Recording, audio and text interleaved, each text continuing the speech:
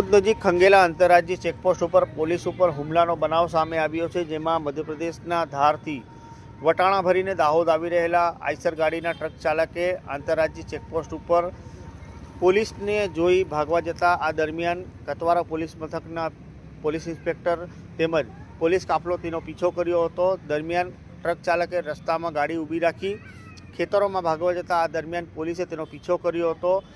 પોલીસથી બચવા માટે ટ્રક ચાલકે પથ્થરમારો કર્યો હતો અને આ પથ્થરમારામાં કતવારા પોલીસ મથકના પીઆઈને આંખમાં ઈજાઓ થતાં તેમને તાત્કાલિક સારવાર અર્થે ખાનગી હોસ્પિટલમાં ખસેડવામાં આવ્યા હતા, જે દરમિયાન તેમને ટૂંકી સારવાર બાદ વધુ સારવાર અર્થે અમદાવાદ ખાતે રિફર કરવામાં આવ્યા છે। ઘટનાની ગંભીરતાને જોતા દાહોદ ડિવિઝનના ડીવાયએસપી, એલસીબી, એસઓજી સહિતનો પોલીસ કાફલો ઘટના સ્થળે પહોંચ્યો હતો અને આ ટ્રક ચાલકને ઝડપી પાડી તેને બીએનએસની વિવિધ કલમો હેઠળ ગુનો દાખલ કરી જેલ ભેગો કર્યો છે। આ ઘટના ગઈકાલે રાતના 12:30 વાગ્યાની છે, જે દરમિયાન દાહોદ પોલીસ 31મી ડિસેમ્બરને અનુલક્ષીને ખંગેલા આંતરરાજ્ય ચેકપોસ્ટ ઉપર સઘન વાહન ચેકિંગમાં હતી। દરમિયાન મધ્યપ્રદેશના ઝાબુઆ જિલ્લાના રહેવાસી આયુષ ડામોર, જે મધ્યપ્રદેશના ધારથી વટાણા ભરીને દાહોદ આવી રહ્યો હતો, આંતરરાજ્ય ચેકપોસ્ટ ઉપર પોલીસને જોઈ ભાગવા જતાં પોલીસે પીછો કર્યો હતો।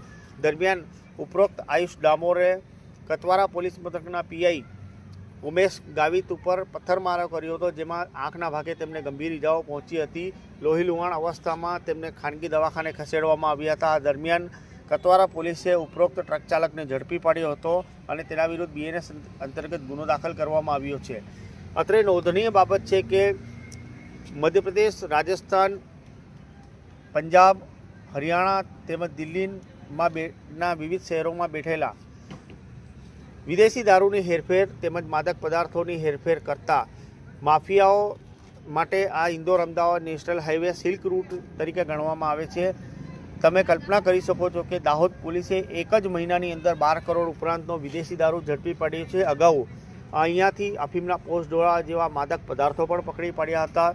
પોલીસ બાતમીદારોના નેટવર્ક થકી અવારનવાર અહીંયાથી પસાર થતા લાખો કરોડો રૂપિયાના વિદેશી દારૂ તેમજ માદક પદાર્થો ઝડપી પાડે છે। તેમ છતાંય બોર્ડર ઉપર બેસેલા આ માફિયાઓ, બુટલેગર તત્વો પોલીસની આંખોમાં ઢોળ નાખીને વિવિધ કિમિયાઓ અજમાવીને કોઈવાર ટેન્કરમાં, કોઈવાર અલગ અલગ ટ્રકોમાં સંતાડીને વિદેશી દારૂ તેમજ માદક પદાર્થોની હેરફેર કરતી હોય છે, પરંતુ દરેક વખતે પોલીસ બાતમીદારોના નેટવર્ક થકી તેમના મનસૂબાને નાકામ કરી દેતી હોય છે।